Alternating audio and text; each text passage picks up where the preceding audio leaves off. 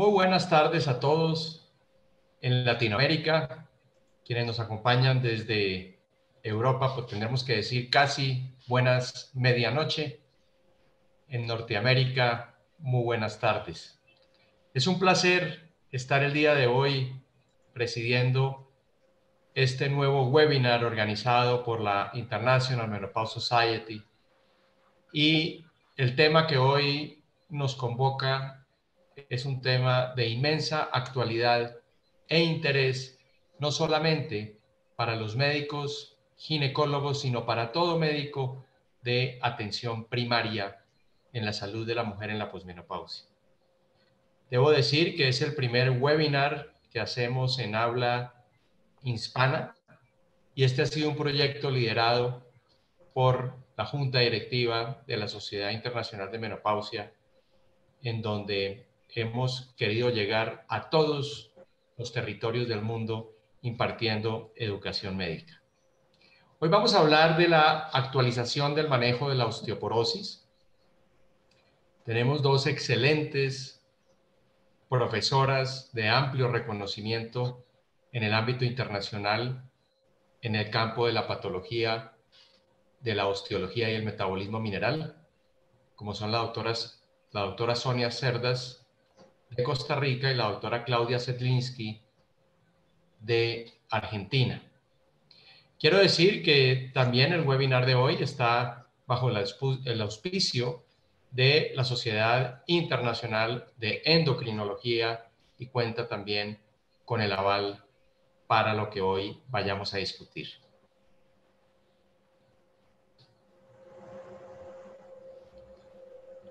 También quiero decir que este webinar fue apoyado gracias a una subvención o beca educativa sin restricciones de la casa Besans Healthcare en Europa.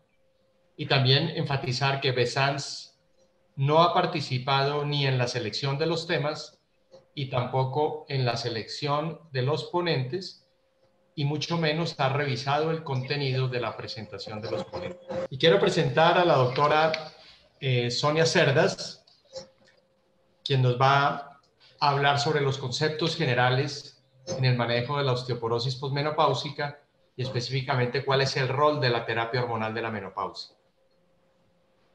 La doctora Sonia Cerdas es especialista en endocrinología, es graduada de la Universidad de Costa Rica y de la Universidad René Descartes de París. Es profesora de posgrado de la Universidad de Costa Rica. Ha sido presidente y además fundadora de la Sociedad Costarricense de Menopausia y Osteoporosis. Expresidente de la Sociedad Costarricense de Ginecología Endocrinológica y también expresidente de la Federación Latinoamericana de Sociedades de Climaterio y Menopausia. Actualmente es miembro del Comité Ejecutivo de la International Menopause Society y también del Consejo Asesor Regional de la International Osteoporosis Foundation. Con Sonia he tenido el placer de compartir muchos espacios de trabajo y puesto también en el board de la IMS. Bienvenida, Sonia, muchas gracias por acompañarnos el día de hoy. Bueno, inicio con unas palabras de agradecimiento para Camilo por su amable presentación y también para la International Menopause Society por darnos esta enorme oportunidad de tener este webinar en lengua española. Y le doy una calurosa bienvenida a todos los amigos que nos acompañan el día de hoy. Vamos a ver si puedo. Estos son mis conflictos de interés. He participado en numerosas actividades académicas con numerosas compañías farmacéuticas y no recibo honorarios para la presentación de hoy. Vamos a hablar entonces en los próximos minutos, en los próximos 20 minutos, de algunos aspectos sobre los conceptos generales relacionados con la osteoporosis y sobre el papel que tiene la terapia hormonal menopáusica. La definición de la osteoporosis es bien conocida por todos nosotros, pero quisiera puntualizar algunos aspectos. El aspecto sistémico de esta patología el aspecto que conlleva la alteración de la microarquitectura y por ende la fragilidad ósea y la susceptibilidad variable en cuanto a sufrir fracturas de bajo impacto. Esos son los puntos fundamentales en la definición de esta enfermedad. Desde que la Organización Mundial de la Salud determinó los criterios de clasificación y definición de esta entidad, en realidad esta definición fue basada en criterios de tipo densitométrico. Y como vemos en la lámina, esto es lo que utilizamos todavía ahora, todos los días para categorizar nuestros pacientes. Vale la pena señalar el hecho de que sea cual sea el resultado de la densitometría, en presencia de fracturas por fragilidad, nuestros pacientes deben ser catalogados como pacientes con osteoporosis establecida. Y creo que este punto es importante subrayarlo, sobre todo en la práctica del día a día de los médicos de primer nivel. Realmente la osteoporosis, ahora que vivimos en mundos de pandemia y que el COVID ha arrasado como número 1 en las pandemias, hemos tristemente olvidado las pandemias de la osteoporosis, de la diabetes, de la obesidad, que no dejan de ser terriblemente importantes y agravar el futuro de nuestros pacientes en esta época actual. Cada año se atienden en Estados Unidos más de 2 millones de fracturas osteoporóticas, 50% de las mujeres y 25% de los hombres mayores de 50 años van a experimentar una fractura por fragilidad en los años que les quedan de vida. Eso implica atender más de 300,000 fracturas de cadera, de las cuales, como bien sabemos, los que sobrevivan, 25% de ellos quedarán en una casa de retiro y la mitad quedarán con algún grado de incapacidad.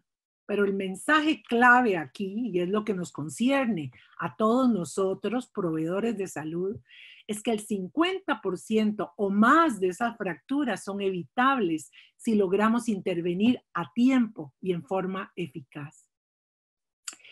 Realmente tenemos durante la vida de nuestros pacientes numerosas oportunidades para prevenir y tratar esta patología. Tenemos estrategias preventivas que podríamos perfectamente establecerlas en etapas muy tempranas. Algunos han dicho que esta es una enfermedad de inicio pediátrico. Obviamente la genética no la podemos variar, pero sí todos los factores que intervienen en la epigenética de esta entidad. La dieta, el ejercicio, el perfil hormonal, los medicamentos que utilizamos y los hábitos. Todo eso podemos modificarlo. La segunda gran oportunidad de intervención es el periodo de la carencia estrogénica abrupta que ocurre durante la menopausia y la pérdida acelerada de masa ósea. Podemos intervenir en forma eficaz en ese momento. Y luego, en todo momento, pero especialmente en el adulto mayor, manejar adecuadamente los medicamentos que alteren el balance, manejar bien la fragilidad, manejar bien la prevención de barreras arquitectónicas y la prevención de caídas, pueden ser más útiles que cualquier costoso medicamento. Conforme hemos mejorado en medicina, hemos aumentado la expectativa de vida. Cada vez tenemos más años, más sobrevida y por lo tanto, por lo menos en Latinoamérica se espera que en los próximos 10 a 20 años tengamos un aumento de más del 300% de adultos mayores de 70 años. Muy bueno, pero por otro lado, gran cantidad de oportunidad para que nuestra densidad mineral ósea se deteriore y para que aumente el número de fracturas osteoporóticas en esta población anciana que vamos a tener que atender.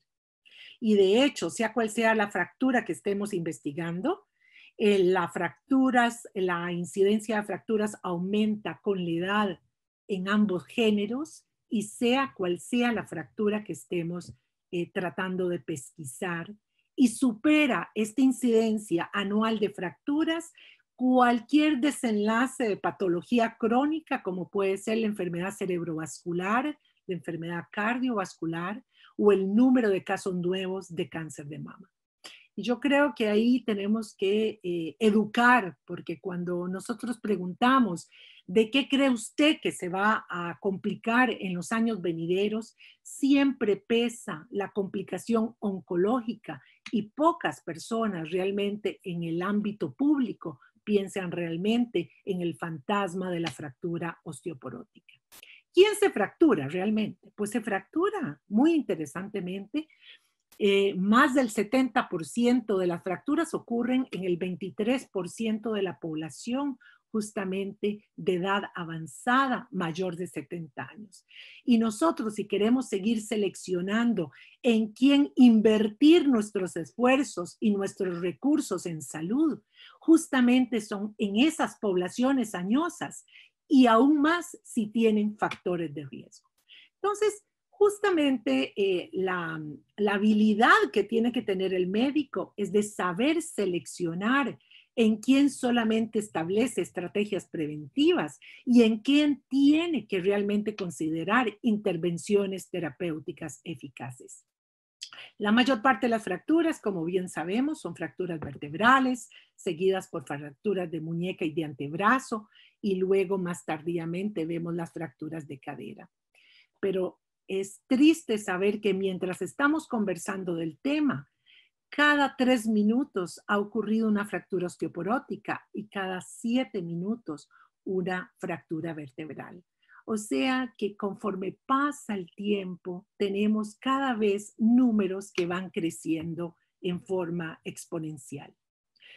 Sabemos bien la morbimortalidad y específicamente la mortalidad de una fractura de cadera, pero también la fractura vertebral tiene el efecto dominó, en donde sabemos que 3 años después de una fractura vertebral, el riesgo de sufrir una fractura de cadera se incrementa 4 veces. Y ya hemos conversado del desenlace nefasto de lo que implica para el paciente y su familia una fractura de cadera.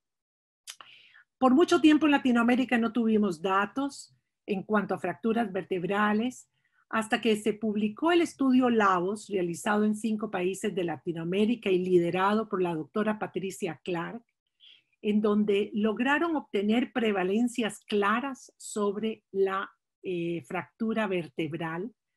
Pero si bien el promedio de prevalencia de fracturas vertebrales en Latinoamérica es de alrededor de un 12%, vemos como ese promedio se puede incrementar hasta un 30 o un 40% conforme el individuo aumenta en edad. Y ni se diga del costo directo e indirecto de manejar fracturas osteoporóticas, que en muchas latitudes supera el gasto por otras entidades como es manejar diabetes y sus complicaciones crónicas. ¿Cuál es el abordaje integral que tenemos que darle a los pacientes con osteoporosis? Ya hemos dicho que es fundamental hacerlo porque esta entidad tiene un severo impacto social, económico, individual y sobre nuestros sistemas de salud, y aún más porque contamos con herramientas eficaces para reducir el riesgo de fractura. El abordaje integral implica que en nuestro paciente osteoporótico descartemos causas secundarias para osteoporosis y que pesquisemos la posibilidad de que ese paciente tenga fracturas vertebrales silenciosas que debemos detectar para reclasificar nuestro paciente. Y nunca es suficiente decir que todo paciente con fractura por fragilidad debe ser considerado un paciente con osteoporosis establecida, sea cual sea su resultado de densitometría, y que hayamos, eso sí, descartado osteoporosis secundarias. Ustedes ven que la lista de osteoporosis secundarias es enorme. Y a la derecha de esta lámina, ustedes ven que esta lámina es tomada del curso Impar 1 que ofrece gratuitamente la International Menopause Society en su sitio, y que los invito a todos a realizar y a obtener el diploma. Ustedes van a ver que varias láminas son tomadas y adaptadas de ese curso. Pero de esta gran lista quisiera señalarles algunas entidades. Una de ellas es el uso excesivo de hormona tiroidea. La segunda es el uso oral o intramuscular de glucocorticoides por más de 3 meses. Tenemos también el uso de inhibidores de aromatasa, alteraciones del balance cálcico, pero sobre todo de los niveles de vitamina D, trastornos gastrointestinales en donde tenemos que mencionar intolerancia al gluten, enfermedad celíaca y las intervenciones de cirugía bariátrica y obviamente otras condiciones en donde debo mencionar diabetes tipo 1 y diabetes tipo 2. Todo paciente requiere un perfil mínimo de estudios de laboratorio de investigación, en donde además de los parámetros generales tenemos que tener un nivel de calcio en sangre y en orina, de vitamina D y un TSH, y una radiografía lateral de columna para buscar fracturas silenciosas o utilizar los software del densitómetro para realizar morfometría vertebral. ¿Y por qué es importante evaluar el riesgo de fractura?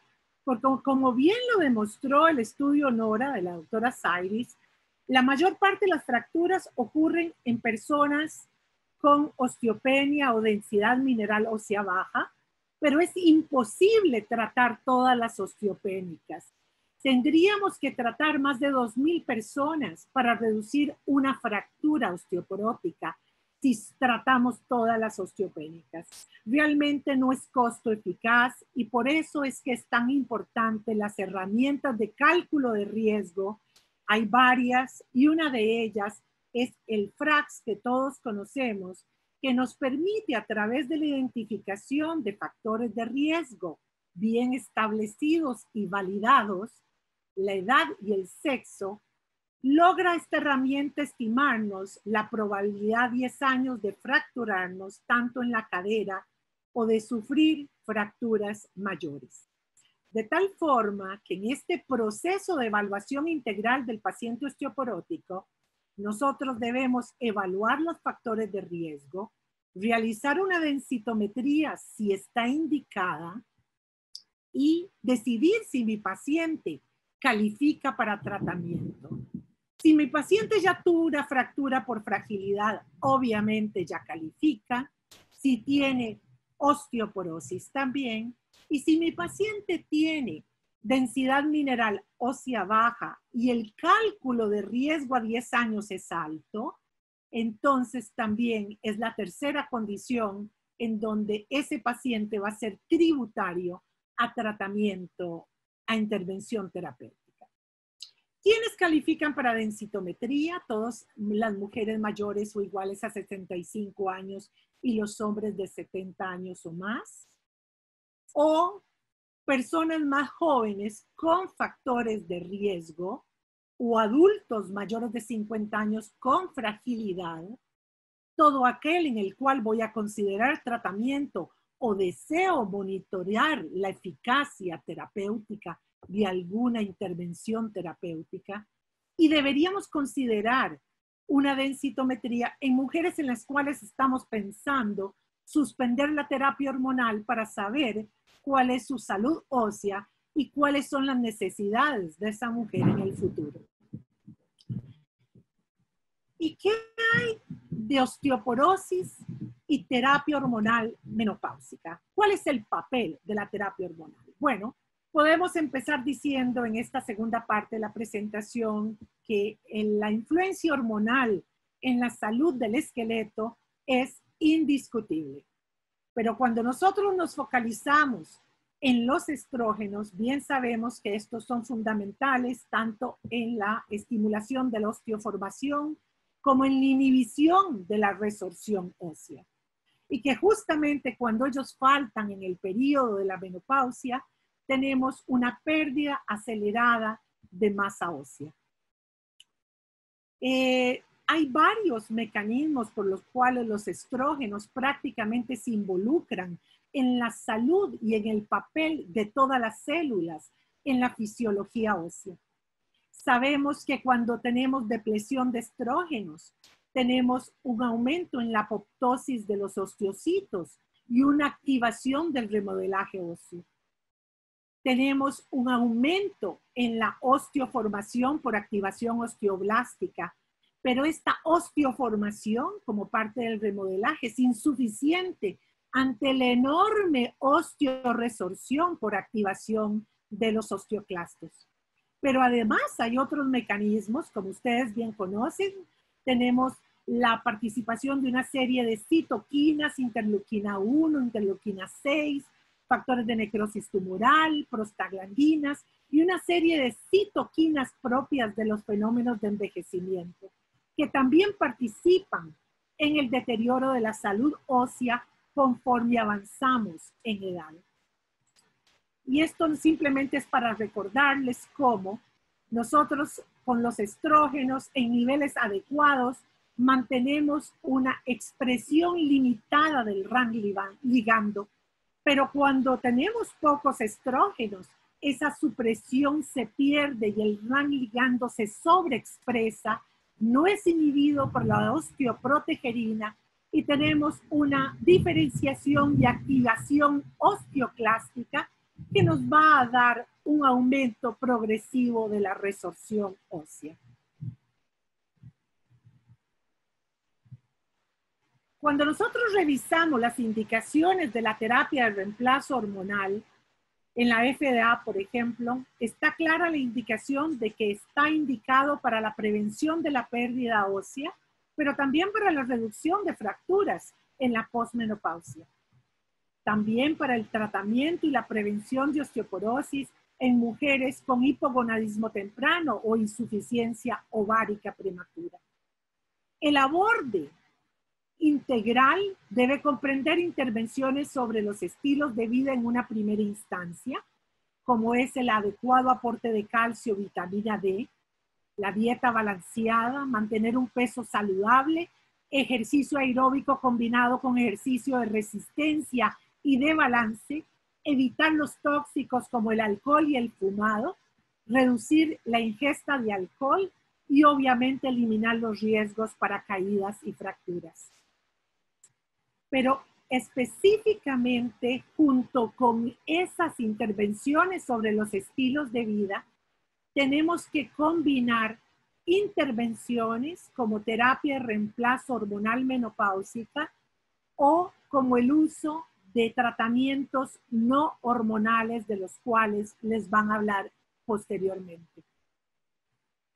¿Cuáles son las recomendaciones del uso de la terapia hormonal por las guías internacionales?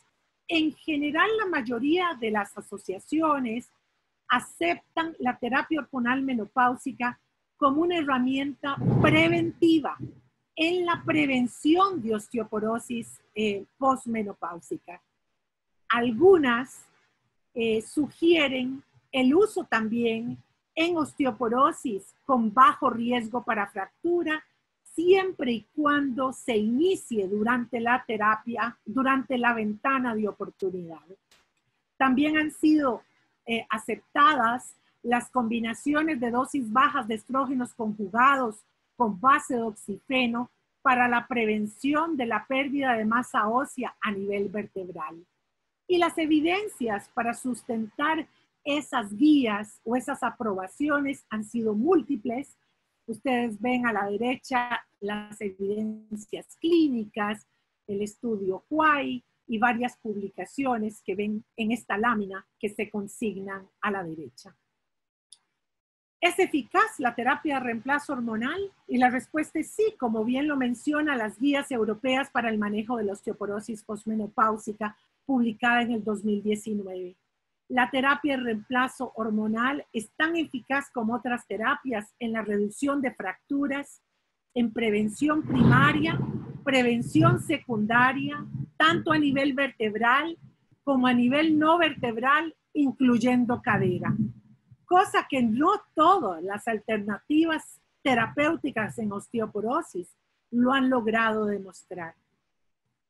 Y la International Menopause Society menciona en sus guías que la terapia hormonal es la primera línea de aborden las mujeres posmenopáusicas con un mayor riesgo para fractura, especialmente si se encuentran antes de los 60 años, y es la primera opción para la prevención de la pérdida ósea en mujeres con menopausia prematura. La terapia hormonal previene la pérdida ósea asociada a la menopausia y disminuye la incidencia de todas las fracturas, como lo mencionamos, tanto vertebrales como de cadera. Por lo tanto, en las próximas 2 láminas voy a tratar de concluir mi presentación, que solo teníamos 20 minutos y es difícil decir todo lo que uno quiere en 20 minutos, diciendo que estamos ante un gran reto. El reto de tratar una población sumamente heterogénea que nos ofrece diferentes umbrales de fragilidad ósea durante su vida. Que el médico tiene que considerar la terapia de reemplazo hormonal como una alternativa eficaz por múltiples razones, iniciándola durante la ventana de oportunidad, pero no solo para control de todos los eventos que ocurren por la carencia estrogénica, sino también como herramienta preventiva y herramienta antifractura en pacientes en la posmenopausia temprana. Su seguridad es amplia, sobre todo si se inicia durante ese periodo de ventana de oportunidad. Lo segundo que podemos decir es que esta patología de la osteoporosis es realmente apasionante porque obliga al médico tratante a ser dinámico en la vida de nuestros pacientes, a poder elegir, dependiendo de las necesidades de nuestro paciente, diferentes intervenciones secuenciales, dependiendo de las necesidades. Y actualmente tenemos la dicha, sobre todo en etapas tardías, de tener nuevas intervenciones y vamos a tener nuevas drogas que incluir en este diagrama en el futuro. Y que para Latinoamérica es realmente un reto inmenso porque tenemos una transición demográfica y epidemiológica en donde nuestras poblaciones van a envejecer en forma galopante y tendremos un número mayor de pacientes demandando nuestra intervención terapéutica, que tenemos ya la dicha de contar con umbrales de intervención para 7 países, pero que nos falta mucho esfuerzo que recorrer para romper la inercia terapéutica y mejorar las intervenciones, tanto terapéuticas como preventivas. Muchas gracias por su atención. Doctora Sonia, por su excelente presentación, como siempre, no solamente muy sólida, sino es un placer siempre escuchar sus disertaciones. Entonces, la doctora Claudia Sedlinski nos va a hablar hoy sobre el manejo no hormonal de la osteoporosis posmenopáusica. La doctora Claudia es médica endocrinóloga, graduada de la Universidad de Buenos Aires, es coordinadora del sector de metabolismo fosfocálcico del Servicio de Endocrinología del Hospital Cecil Milstein. También es investigadora en el Laboratorio de Investigación de Osteopatía y Metabolismo Mineral. Es exdirectora del curso de médico endocrinólogo de la Sociedad Argentina de Endocrinología y Metabolismo. Y también hace parte del comité organizador del Congreso Internacional de Endocrinología año 2020. Doctora Claudia, bienvenida. Muchas gracias por estar con nosotros el día de hoy. Bueno, muchísimas gracias, Camila, por la presentación. Gracias a la IMS, gracias a la International Society of Endocrinology por habernos convocado y por haberme convocado particularmente para tratar este tema. El tema es el tratamiento no hormonal de la osteoporosis posmenopáusica. Y en los últimos años se publicaron desde las diferentes sociedades guías con actualización sobre el manejo terapéutico diagnóstico de la osteoporosis posmenopáusica, y esto fue así para la Sociedad de Endocrinología Americana, la Endocrine Society, la Sociedad Europea de Endocrinología y la IOF. ¿Qué cambió en los últimos años que generó esta necesidad? Y lo primero que cambió es el concepto de riesgo de fractura inminente y la jerarquización de esta característica. Los datos sugieren que una fractura reciente es un mejor predictor de riesgo de fractura inminente que un historial de fractura previa de más de 5 años de evolución. Y esto aplica tanto a las fracturas vertebrales recientes como a las fracturas no vertebrales, como por ejemplo las de muñeca y húmero. Y el tratamiento farmacológico debe iniciarse sin demora en estas pacientes, tal como lo dijo la doctora Cerdas, con fracturas recientes para prevenir más fracturas en función del aumento de su riesgo. Y lo que cambió también es que hay evidencias nuevas del efecto de los osteoanabólicos en pacientes con muy alto riesgo de fracturas, y se demostró una reducción más rápida y mayor de riesgo de fractura con los tratamientos anabólicos en comparación con los tratamientos antirresortivos en individuos con un riesgo de fractura muy alto. ¿Cuál es el estado de situación del tratamiento de la osteoporosis? Ya lo mencionó la doctora Cerdas, pero cabe mencionar nuevamente que existe una gran brecha entre el número de mujeres que reciben tratamiento en comparación con la población que podría considerarse elegible para el tratamiento en función de su riesgo de fractura. Los datos de la Unión Europea sugieren que más del 57% de las mujeres con alto riesgo de fractura no reciben tratamiento específico para la osteoporosis, y que menos del 20% de los pacientes que sufrieron una fractura reciben tratamiento para reducir futuras fracturas dentro del año siguiente de ocurrida la misma. Entonces, la pregunta es a quién tratar. Las diferentes sociedades recomiendan tratar a las mujeres posmenopáusicas con alto riesgo de fractura, especialmente aquellas que han sufrido una fractura reciente, con terapias farmacológicas, ya que los beneficios mostraron superar los riesgos. Las sociedades científicas de diferentes países han determinado los umbrales de tratamiento basados en el test Horde sintométrico, como lo mencionaron previamente, en herramientas de evaluación de riesgo de fracturas basados en antecedentes clínicos, como por ejemplo la herramienta FRAX, que es ampliamente utilizada, y en valores, en preferencias, en disponibilidad de los fármacos y en sus costos para las diferentes poblaciones. En Estados Unidos, por ejemplo, la terapia farmacológica se recomienda para mujeres posmenopáusicas con fracturas vertebrales o de cadera, para aquellas que tengan un T-score por debajo de menos 2,5 en cualquier área estudiada por la densitometría, aquellas que tienen T-score en valores de osteopenia entre menos 1 y menos 2,5 y asocian una probabilidad a 10 años mayor del 20% para fracturas osteoporóticas mayores, o mayores de 3% para fractura de cadera, según la herramienta FRAX adaptada para Estados Unidos, y en Argentina los lineamientos son similares con la herramienta FRAX adaptada a los datos argentinos. En la guía europea se recomienda que las mujeres posmenopáusicas con una fractura por fragilidad previa deban ser tratadas sin necesidad de una evaluación adicional, aunque sugieren la medición de la densidad ósea y su incorporación en el cálculo de FRAX, sobre todo en mujeres posmenopáusicas más jóvenes. Y en mujeres que no tienen una fractura previa, la estrategia de manejo debe basarse en la evaluación de probabilidad a 10 años de una fractura osteoporótica importante, fractura clínica de columna, de cadera, antebrazo o húmero, o de fractura de cadera.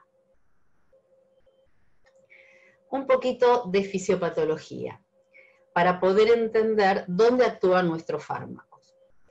Entonces recordemos que es necesaria la interacción de RANK ligando con RANK para generar la osteoclastogénesis, tanto para la proliferación de los preosteoclastos, su diferenciación, su fusión y su activación. Lo que vemos en el esquema es un osteoclasto activado unido a las superficies, a la superficie mineral ósea, con la capacidad de acidificar el medio para desmineralizar, con la liberación de enzimas proteolíticas para digerir la matriz ósea.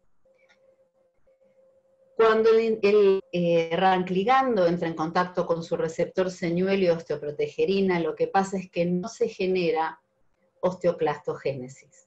No hay proliferación, no hay diferenciación y no hay activación. ¿Dónde actúan los antirresortivos? Los bifosfonatos, toda la familia de bifosfonatos tiene una característica química que es similar a la del pirofosfato. El pirofosfato recubre todas las superficies, todos los frentes de mineralización. El bifosfonato es un análogo del pirofosfato, pero estable, no es capaz de ser degradado, por ejemplo, por la fosfatasa alcalina.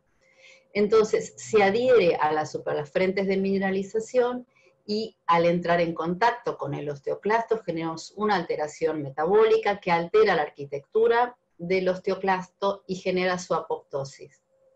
Por otro lado, tenemos como antirresortivo el denosumab. El denosumab es un anticuerpo monoclonal humanizado dirigido contra el rancligando que actuaría de manera análoga a la osteoprotegerina, inhibiendo la osteoclastogénesis.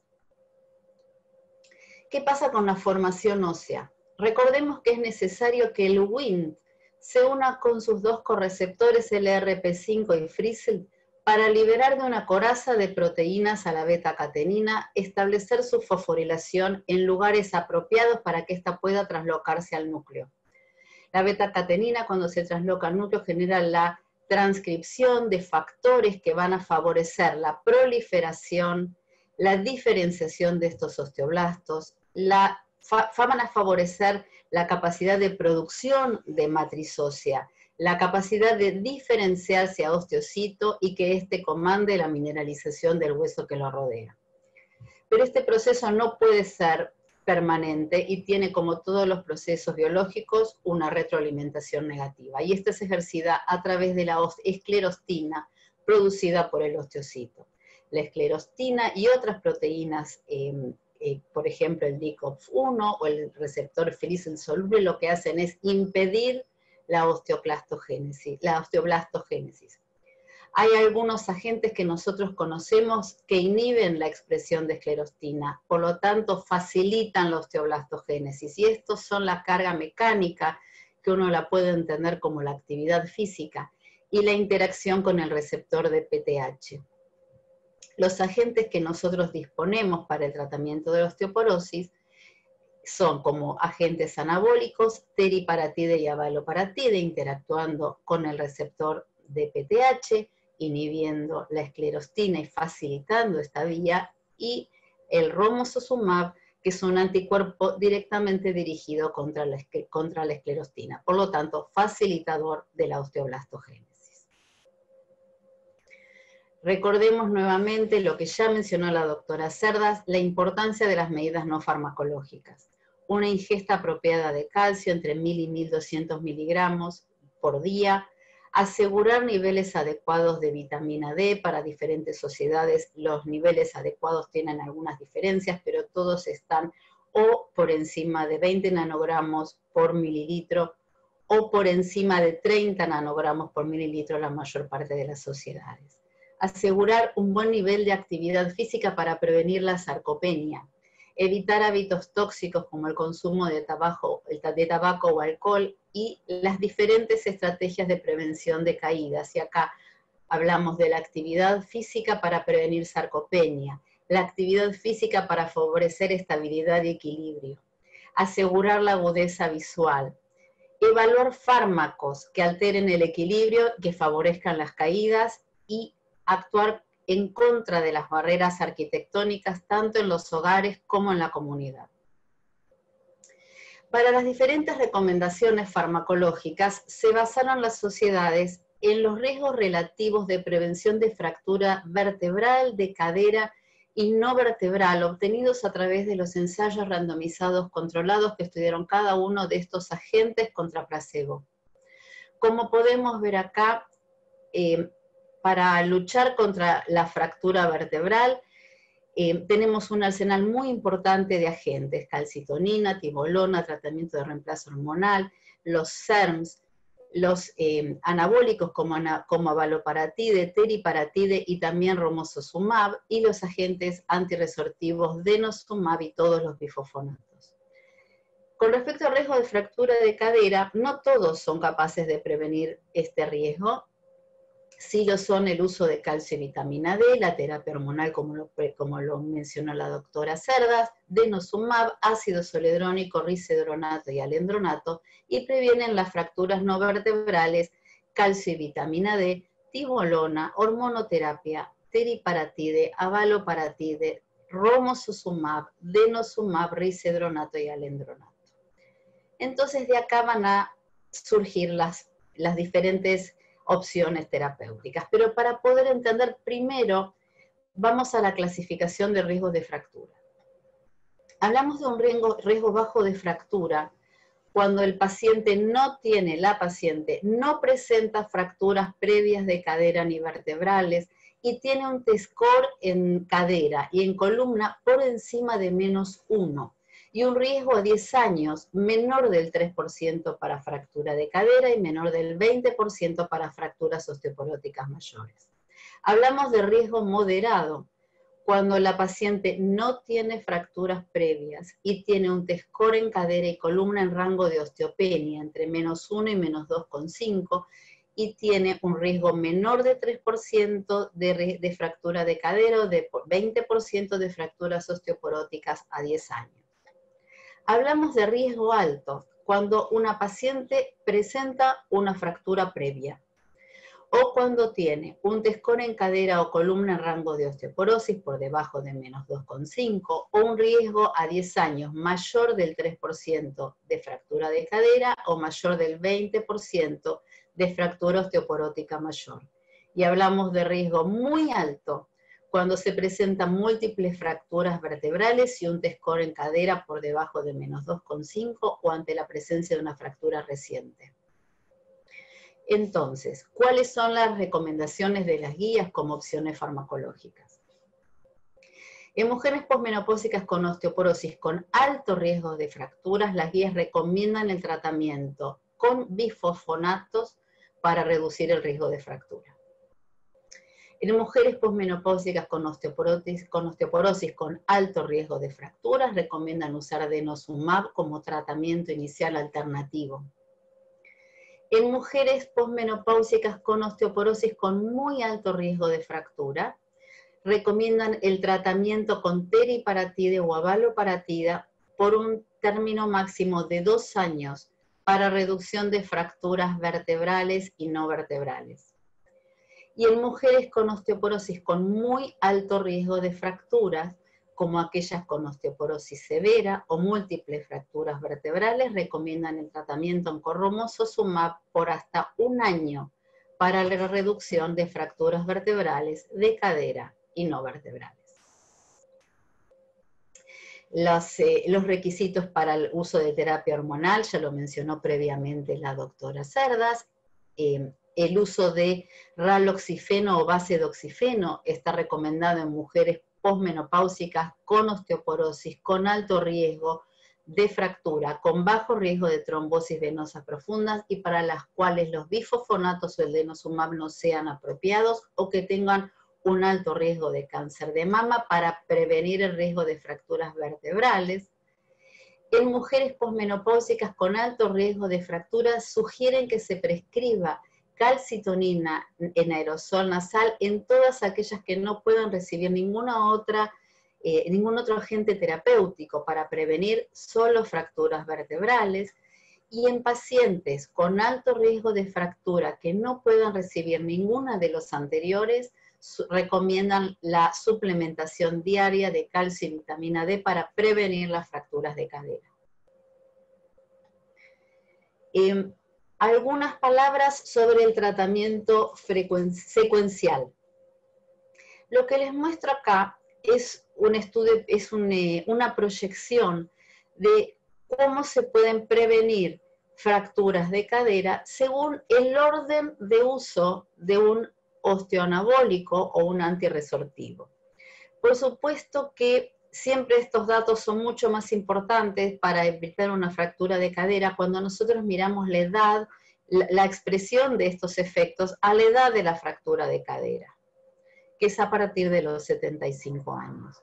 Entonces lo que vamos a ver acá es que en pacientes no tratadas, por ejemplo, con 85 años, se esperan 160 fracturas de cadera. Si se utiliza el tratamiento anabólico seguido de un tratamiento antirresortivo, se esperan 48 fracturas por cada 1000 pacientes. O sea, se salvarían de la fractura 112 pacientes.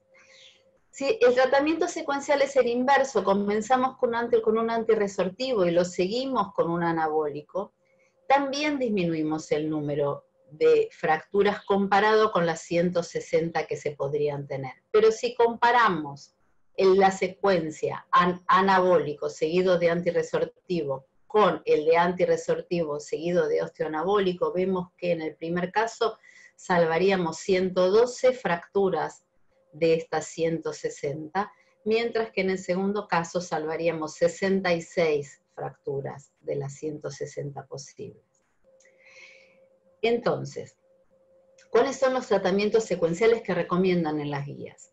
Los que recomiendan es que en las mujeres posmenopáusicas con osteoporosis que han completado un ciclo con teriparatida o avaloparatida, recomiendan el tratamiento con terapias antirresortivas para la osteoporosis para mantener la ganancia de densidad ósea. En las mujeres que han completado un ciclo con romosozumab, recomiendan el tratamiento con terapia antirresortiva para mantener las ganancias de densidad y reducir el riesgo de fractura. Es importante recordar que después del tratamiento, después de suspender el tratamiento con un osteoanabólico, se pierde a lo largo del año prácticamente lo que se ganó durante esos 2 años de tratamiento o durante el año de tratamiento con romosozumab. Y finalmente, lo que recomiendan es que una vez llegado al objetivo terapéutico con denosumab, este no debe retrasarse ni interrumpirse, sino un antirresortivo posterior para prevenir el rebote en el recambio óseo y disminuir el riesgo de pérdida rápida de densidad ósea y un mayor riesgo de fractura. Entonces, a modo de resumen, todas las mujeres posmenopáusicas deben recibir consejos nutricionales y de estilo de vida para la salud ósea, especialmente el uso de calcio y vitamina D, y determinar el riesgo a 10 años de fractura de acuerdo a las especificaciones de cada país. Y los pacientes pueden tener un riesgo bajo, con una densidad normal y sin un aumento de factores de riesgo clínicos de fractura, por lo tanto lo que hay que hacer es chequear en el lapso de 2 a 4 años, o pueden tener un riesgo moderado con densidad ósea en rasgo de osteopenia sin factores de riesgo de fractura. En este caso, o se rechequea o se puede indicar el uso de bifosfonatos. Cuando la paciente está en alto riesgo de fractura, se recomienda el uso de antirresortivos. En primer lugar, bifosfonato, se puede tratar 3 años por vía endovenosa o 5 años por vía oral, por supuesto con calcio y vitamina D, o el uso de denosumab.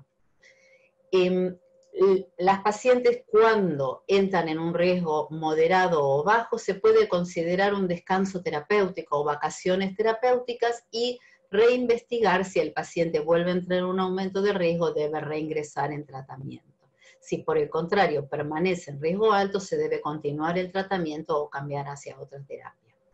Si el paciente está en riesgo muy alto de fracturas, entonces se sugiere iniciar con osteoformadores, teriparatide, avaloparatide o romosozumab en los que dispongan de ellos. Y después del teriparatide, avaloparatide o romosozumab es indispensable pasar a terapia antirresortiva para consolidar esta ganancia. Una vez que se llega a un riesgo moderado, si la paciente estaba con bifosfonato, se puede considerar una vacación terapéutica. De la misma manera, reinvestigar el riesgo de fractura y si esto se reinicia, volver a tratar. Si mantiene en riesgo alto, continuar el tratamiento. Si la paciente fuera intolerante o fuera inapropiada el uso de las terapias previas, lo que recomiendan es, si las pacientes son menores de 60 años o tienen menos de 10 años de menopausia o bajo riesgo de tromboembolismo, sin síntomas vasomotores, recomiendan SERMs, con síntomas vasomotores, hormonoterapia. Y si es mayor de 60, considerar SERMs, calcitonina o calcio y vitamina D. Para poder consolidar esto y a modo de resumen les traje un caso clínico que quería compartir. En este caso clínico es la señora cuyas iniciales son CA, que es una mujer de 65 de edad, que tuvo su menopausia a los 50 años, su marca a los 12 años, con ciclos siempre normales. Tuvo 2 hijos nacidos de parto normal, peso nacer menor a 4 kilos, camina 15 minutos 3 veces por semana, refiere intolerancia al frío y cansancio. Como hábitos alimenticios consume 700 miligramos de calcio a partir de lácteos, no se expone al sol por consejo dermatológico, presentó una fractura de muñeca a los 55 años, tuvo antecedentes familiares de fractura de cadera en su madre, un índice de masa corporal de 20 con disminución de peso desde la menopausia de aproximadamente 10 kilos sin disminuir ingesta. Se le realizó la herramienta de cálculo FRAX. Entonces aquí vemos una mujer de 65 años, que tiene un peso de 58 kilos, una talla de 1,68, como antecedentes la fractura previa a los 55 años, 10 años atrás, no es fractura reciente, el antecedente de padres con fractura de cadera, no es fumadora, no usa glucocorticoides ni tiene artritis reumatoidea, por ahora no conocíamos la existencia de osteoporosis secundaria, no tomaba alcohol y todavía no teníamos la densidad ósea de esta paciente. De esta manera, el FRAX nos dice que esta paciente tiene un riesgo alto de fracturas, tiene un riesgo de 23% de fractura osteoporótica mayor y de 6.7% de fractura de cadera. Entonces lo que decidimos fue pedir una densitometría, porque cumple con todos los criterios para ella, como lo mencionó previamente la doctora Cerdas, y el valor de T-score que obtuvimos fue de menos 2.9 en L2, L4 y de menos 3 en cuello femoral, en rango de osteoporosis. Pedimos un laboratorio y este nos dijo que la calcemia estaba en un valor normal bajo, lo mismo que la albúmina y lo mismo que la calciuria. La fosfatasa alcalina estaba en valor normal, los cetelopéptidos estaban en valor elevado, la vitamina D estaba en 8 en valor de déficit y la paratormona ligeramente elevada. Dados los antecedentes, solicitamos anticuerpos para enfermedad celíaca, TSH y anticuerpos antitiroideos. Y todos los anticuerpos para celiaquía, gliadina, antiendomicio y transglutaminasa fueron positivos y la TSH fue de 12. Entonces la paciente tiene una osteoporosis secundaria, probablemente a su enfermedad celíaca, a su déficit de vitamina D y se asocia a tiroiditis de Hashimoto con hipotiroidismo. Como tratamiento, en primer lugar, instauramos una dieta libre de gluten y el tratamiento de su hipotiroidismo, por supuesto. Se inició la reposición de vitamina D y se recomendó ingesta apropiada de calcio. Repetimos el laboratorio, bajo tratamiento, y vemos que los valores normalizaron. La paciente tenía una calcemia de 9, una albúmina de 4, una calciuria en rango normal, una fosfatasa alcalina en rango normal, beta crosslabs en valor superior a lo normal, una vitamina D en rango normal y paratormona también en rango normal. Entonces se inicia tratamiento osteoporótico. Como esta paciente era una paciente de alto riesgo de fractura, iniciamos un bifosfonato. Y por su conveniencia y por precio se eligió risedronato 150 miligramos por mes. Ahora la pregunta es, si esta paciente hubiera venido con una fractura reciente, ¿qué tratamiento hubiéramos indicado? Y la respuesta es teriparatide 20 microgramos por día por 2 años, seguida de un tratamiento resortivo, porque esta sería una paciente de muy alto riesgo de fractura. Muchas gracias por su atención.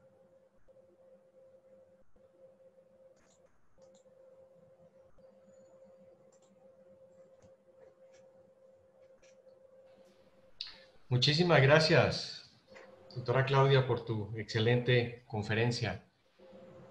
Y yo creo que podemos dar inicio. Ya estoy viendo aquí el chat, que tenemos varias preguntas del público. Recomendarles nuevamente en la herramienta de preguntas y respuestas poder apuntar sus inquietudes. Dentro de las preguntas que estoy viendo, una primera pregunta es para la doctora Sonia, y está comentando el colega: ¿cuál es la evidencia antifractura demostrada con la tibolona? Bueno, la tiburón, ¿me oyen? Sí. La Te escuchamos bien. tibolona, ok. La tibolona, como bien sabemos, forma parte de una de las alternativas para terapia hormonal menopáusica. La tibolona es un derivado, un esteroide, y tiene algunas ventajas en el sentido del manejo de los fenómenos de la posmenopausia, en el sentido de que se asocia menos mastodinia, menos densidad mamaria que la terapia hormonal convencional y menos tasa de sangrado. Tiene como desventaja que es menos potente para controlar los fenómenos vasomotores. Desde el punto de vista de hueso, existe un estudio que se llama el estudio LIFT, que es un estudio liderado por el doctor Cummings, publicado ya hace bastantes años, 2008, 2010, en donde en ese estudio se aleatorizaron mujeres a posmenopáusicas tardías, porque tenían más de 60 años, con edades de 60 a 85 años, tanto a un grupo placebo como a un grupo activo de recibir tibolona. Y el estudio, después de 3 años y medio, demostró, sin lugar a duda, estadísticamente, con resultados estadísticamente significativos, reducción del riesgo de fractura, tanto vertebral, no vertebral y de cadera. Vale la pena señalar que el estudio se terminó antes de tiempo de lo programado, porque hubo un incremento en el grupo tratado de eventos cerebrovasculares. Posteriormente hubo un reanálisis de la incidencia de eventos cerebrovasculares en mujeres entre 50 y 60 años, o sea, durante la ventana de oportunidad, y no lograron evidenciar que tuvieran un riesgo aumentado de eventos cerebrovasculares, lo cual reafirma lo que ya conocemos. Está esa ventana de oportunidad en la cual el riesgo de efectos secundarios es bajo y la eficacia está demostrada. Y en etapas más tardías, la eficacia se mantiene, pero hay eventos secundarios que hay que considerar cuando estamos eligiendo esas terapias. Perfecto, muchas gracias. Tenemos ya cerca de 18 preguntas. Yo les voy a pedir el favor de que voy a hacer las preguntas cortas y hagamos las respuestas lo más concreto para que podamos suplir la mayoría de inquietudes. Hay otra pregunta para la doctora Claudia. Incluso esta pregunta la han hecho de diferentes maneras, entonces voy a aglutinarla en una que es un común para todas, donde dice, ¿cuál es el manejo que debería continuar una paciente después de un tratamiento con denosumab? Esta es una pregunta muy importante, es una pregunta que tiene muchísima actualidad. El tratamiento de denosumab es un tratamiento extraordinariamente exitoso, genera un aumento importante de la masa ósea y una verdadera reducción de riesgo de fractura durante su uso. El asunto con el denosumab es que cuando uno lo suspende, su efecto deja de ser efectivo, aumenta el riesgo de fracturas, aumentan los marcadores de reabsorción ósea y se vio en casos muy particulares incluso el fenómeno de rebote del riesgo de fracturas, que esto se vio a partir del año 2016, empezaron a aparecer algunos reportes, algunos case reports, donde por supuesto este es un evento muy poco frecuente, pero cuando aparece es sumamente traumático, porque se generan varias fracturas, sobre todo de cadera, no se vio fractura de otro lado más que de cadera. Entonces lo que se sugiere es lo siguiente, en primer lugar, nunca suspender el denosumab sin tener la posibilidad de cambiar el tratamiento por un antirresortivo. Hay diferentes estudios que mostraron efectos diferentes. Hay estudios con alendronato donde mostraron ser efectivo para lograr detener esa pérdida de masa ósea. También hay estudios con zoledrónico. Los estudios son dispares, en algunos muestran algún escape, tanto con alendronato como con zoledrónico. Pero desde ya es importantísimo no suspender el tratamiento de denosumab sin pasar a otro tratamiento. Recuerden que el denosumab es un tratamiento que actúa en presencia, pero no queda un tratamiento residual, no queda un efecto residual como con los bifosfonatos. Por eso es muy importante pasar a un bifosfonato. Ok, muchas gracias. Muchas de las preguntas quiero decirles que son comentarios de felicitaciones a las dos por las excelentes conferencias, que muy claras. Otros están diciendo que ojalá se las puedan enviar a correo. Bueno, pero hay varios comentarios de felicitación. Hay otra pregunta para Sonia, donde nos están diciendo qué comentarios o qué opinión tiene acerca de la terapia de reemplazo hormonal y el cáncer de mama.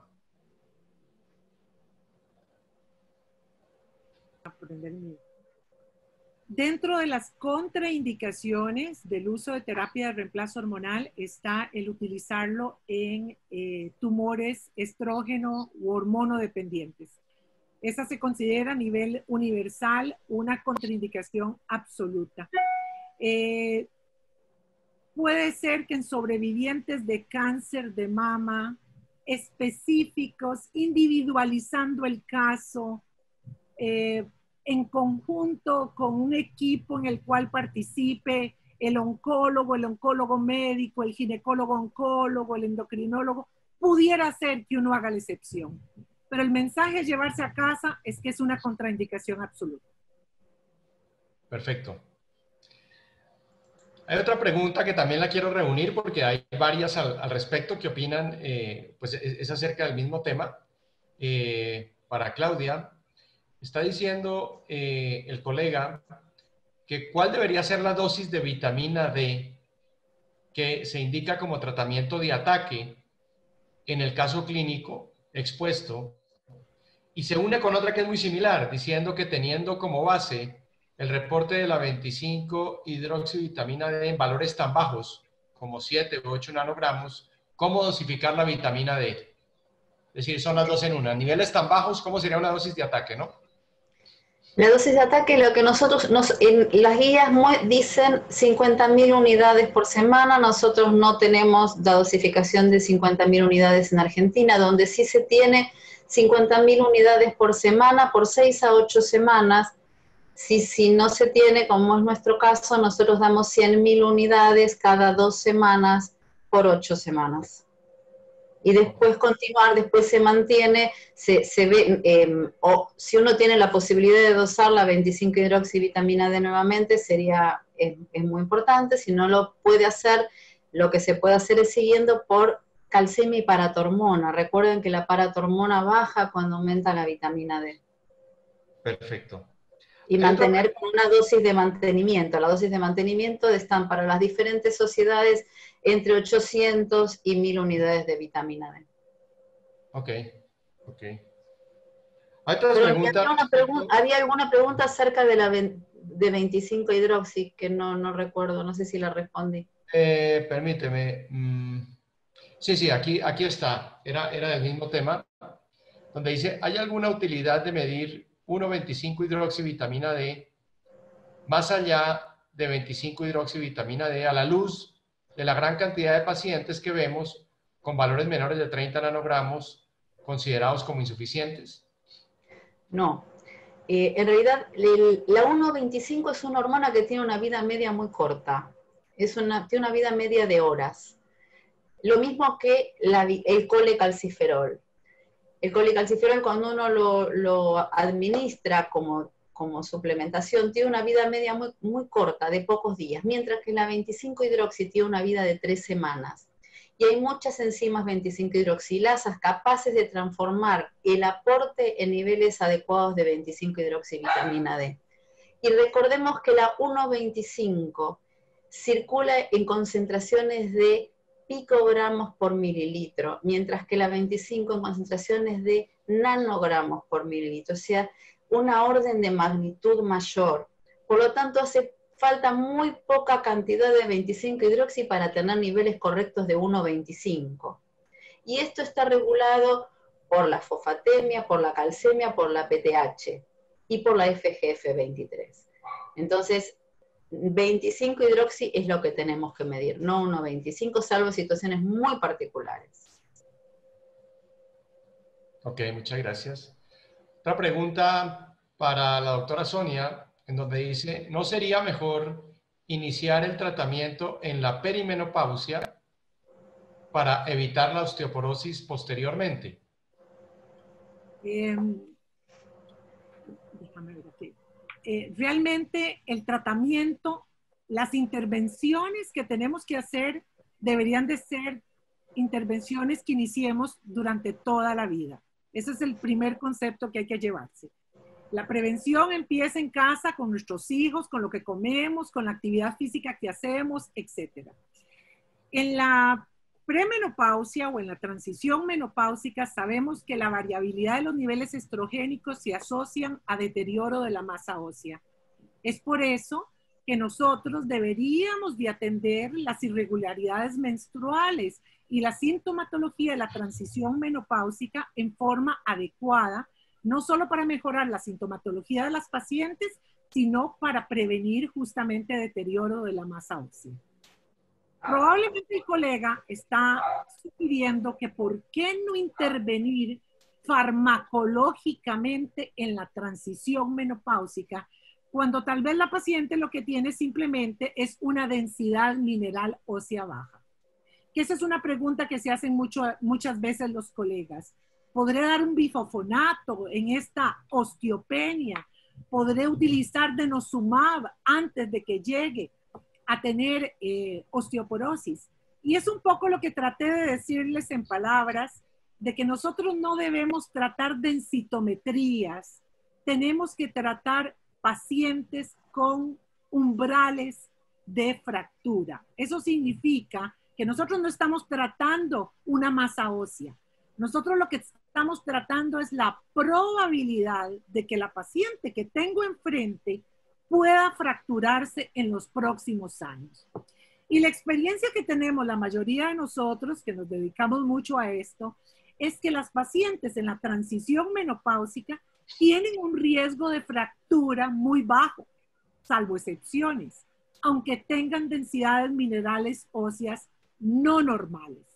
Entonces, en esas osteopénicas, en esas densidades minerales óseas, lo que hay que hacer es prevención, descartar causas secundarias de osteoporosis, descartar que no tengan una fractura silente porque el cuadro cambiaría completamente y motivarlas con estilos de vida saludables. No sé muchas gracias. Aquí hay otra pregunta, esta es una pregunta abierta para quien la quiera contestar, donde dice, cuando la columna lumbar y la cadera son normales o no en el rango de osteoporosis y el antebrazo en valores de menos 2.8, ¿se debe catalogar como osteoporosis? Y si así es, ¿qué se debería utilizar? Sonia, ¿vos o yo? Acabo de contestar, si querés. Bueno, en realidad el antebrazo tiene otras características. El hueso del antebrazo tiene otras características. En primer lugar, el hueso del antebrazo no soporta peso. Y esto es lo que sí hace la columna y la cadera. Pero sí el antebrazo tiene algunos otros fenómenos, como por ejemplo que responde a los aumentos de la PTH, o sea, puede responder más a osteoporosis secundaria. Entonces, en caso de una baja masa ósea en el antebrazo, yo lo que haría en primer lugar es buscar osteoporosis secundarias y tratar, por supuesto, las osteoporosis secundarias. Totalmente de acuerdo. El antebrazo hay que tener, es como un indicio de que hay que buscar más. Y yo tenía un profesor que decía, busque y si no encuentran, vuelva a buscar porque algo se le pasó. Ok. Aquí seguimos recibiendo felicitaciones, decirles que las disertaciones son de lujo, clarísimas, concretas, muy buenas. Pero qué dicha. Muy bien. Que nos vuelvan a invitar. Hay muchos amigos mirando. Hay una pregunta que se nos está volviendo a todos un dolor de cabeza, por eso he querido también priorizarla antes de que se nos acabe el tiempo, donde dice, ¿qué hay de cierto con la necesidad de suspender los bifosfonatos previamente a un tratamiento odontológico como un implante? Bueno, ahí vamos a oír varias discusiones al respecto. Cuando nosotros oímos a nuestros amigos odontólogos, ustedes van a ver que gran parte, por lo menos en la región nuestra, de nuestras pacientes con osteoporosis bajo tratamiento, vienen con la urgencia de que les suspendamos las terapias, a veces con cualquier intervención odontológica y no necesariamente una intervención tan importante como un implante. Hay algunas sociedades que dicen suspender, medir el CTX para ver y decidir, y eso no tiene realmente sustento científico. En realidad, nosotros sabemos que la vida media de los bifosfonatos es una vida media sumamente larga. Es una vida media que no se va a resolver suspendiendo el bifosfonato 3 a 6 meses y luego, entre comillas, con una tranquilidad teórica, hacerle el procedimiento a las pacientes. No existe base científica para suspender el bifosfonato en esas pacientes. Sí existe indicación de un buen manejo de la sepsis oral, un buen manejo de lo que es la forma en que se aborda quirúrgicamente el paciente. Ahí hay indicaciones claras de las sociedades de odontología. Entonces sí tenemos algunos problemas porque a pesar del raciocinio científico está el temor a las demandas legales y al final de cuentas es capaz que a la paciente lo que le va a ocurrir es una fractura osteoporótica, no que tenga osteonecrosis de mandíbula.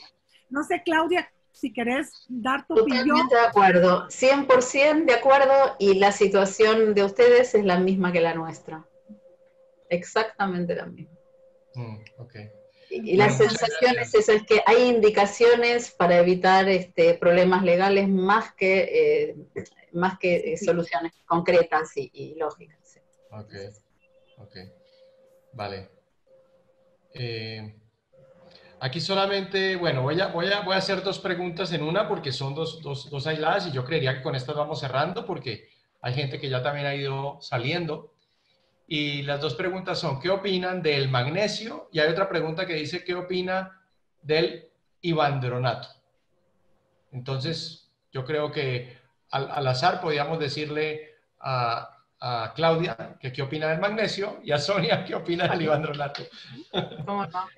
El magnesio es un cofactor para la secreción de la paratormona. Por lo tanto, cuando uno tiene el magnesio bajo, tiene una insensibilidad de la paratiroides para la liberación de PTH. Por lo tanto, modifica el metabolismo de fosfocálcico, básicamente el betamorismo mineral. Entonces, mantener un valor de magnesio en rango normal es importante para esto, para tener una adecuada respuesta de paratormona para manejar los valores de calcemia. Y no para otro tipo de tratamientos de la osteoporosis. Bueno, con respecto al ivandronato, como ustedes vieron en varias de las tablas que presentamos, en forma comparativa con otros fármacos, el ivandronato tiene eficacia demostrada en la reducción de fracturas vertebrales. Cuando se revisa, no para fracturas no vertebrales y tampoco para cadera.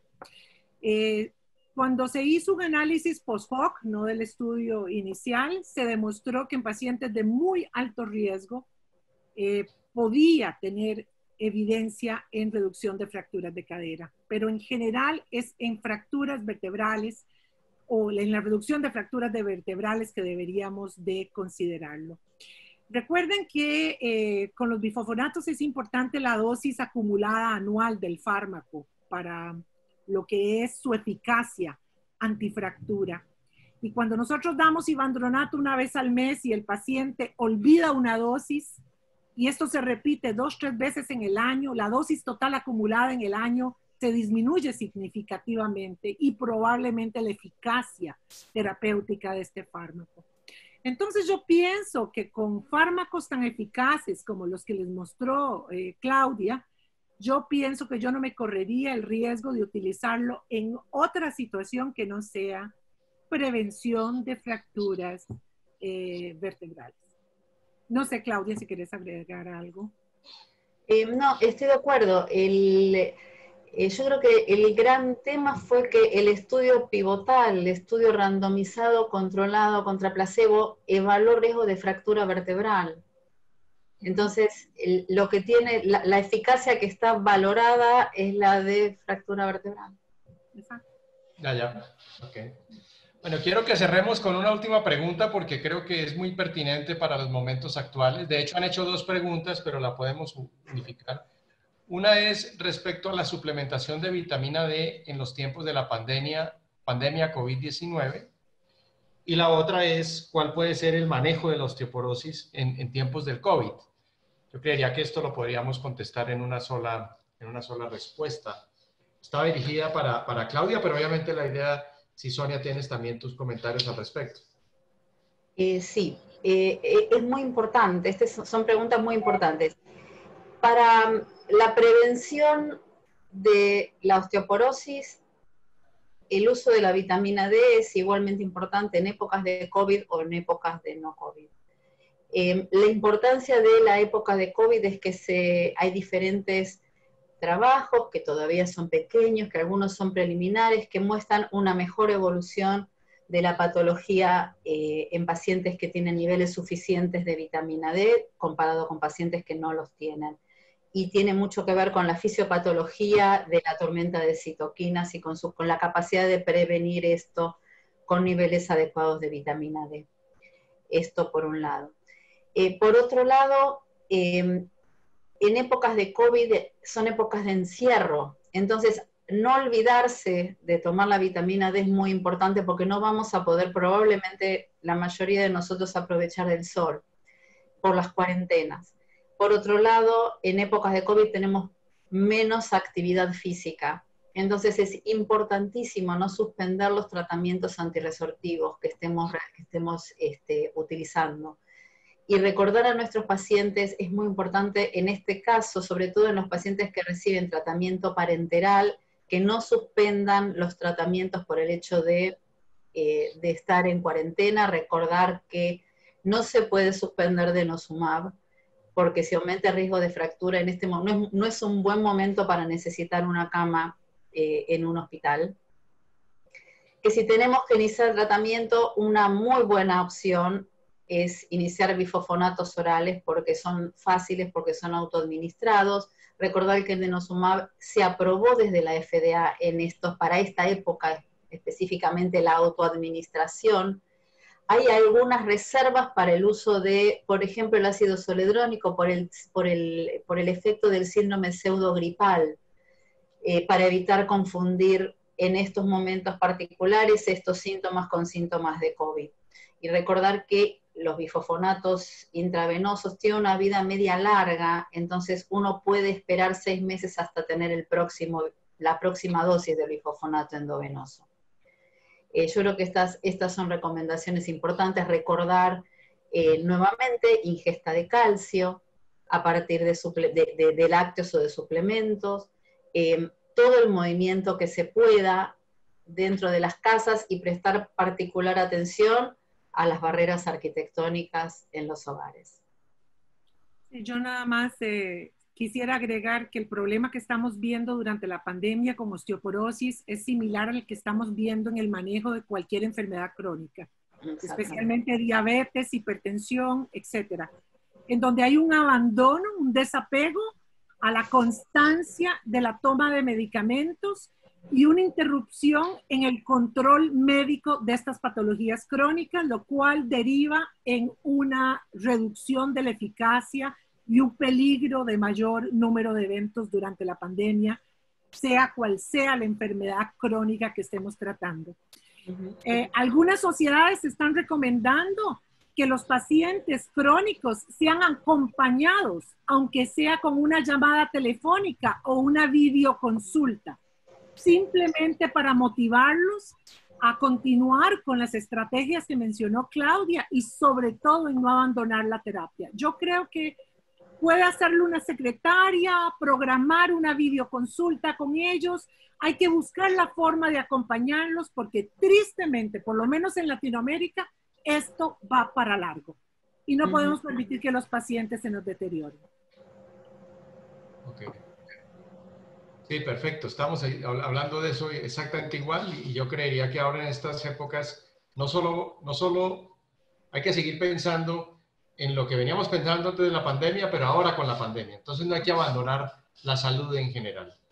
Bueno, estamos cerrando. Yo simplemente quiero pues agradecerles nuevamente a nuestras ilustres profesoras invitadas el día de hoy, a Claudia, a Sonia, por la excelente presentación, por sus excelentes aportes. Creo que todos aprendimos inmensamente y me parece que es fundamental estos espacios que enriquecen nuestro quehacer y nuestra consulta diaria. De verdad agradecerles por la aceptación y por su excelente participación.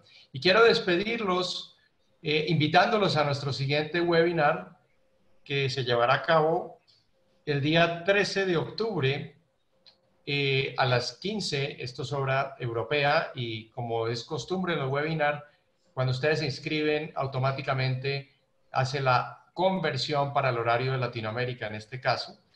Vamos a hablar de falla ovárica prematura, una nueva era. De hecho, es el tema que se va a celebrar para el Día Mundial de la Menopausia.